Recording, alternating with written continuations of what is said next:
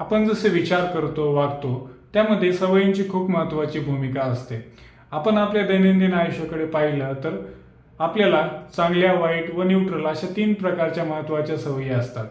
तर चांगल्या सवयी आपल्याला समाधानी आयुष्य जगण्यासाठी मदत करतात. जसे की सकाळी वेळेवर उठणे, नियमित व्यायाम करणे व वेळेवर कामे पूर्ण करणे, यामुळे आपले शारीरिक, मानसिक व सामाजिक आयुष्य सुधारते. वाईट सवयी आपले शारीरिक, मानसिक व सामाजिक आयुष्य खराब करतात.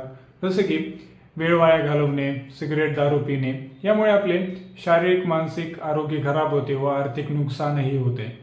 न्यूट्रल सवयींचा आपल्या आयुष्यावर चांगला वाईट असा काही परिणाम होत नाही. जसे की विशिष्ट प्रकारच्या कपड्यांची आवड, हात हलवत बोलण्याची सवय, या सवयी आपल्या वैयक्तिक असतात व त्याचा आनंद घेत आपण जगत असतो. ओव्हरऑल पाहायचं झालं तर आपलं सध्याचं आयुष्य कसं आहे, आपल्या सध्याच्या आयुष्यामध्ये आपल्याला कोणते बदल आवश्यक आहेत व त्यानुसार कोणत्या सवयी लावणे आपल्याला क्रमप्राप्त आहे हे पाहणे गरजेचे.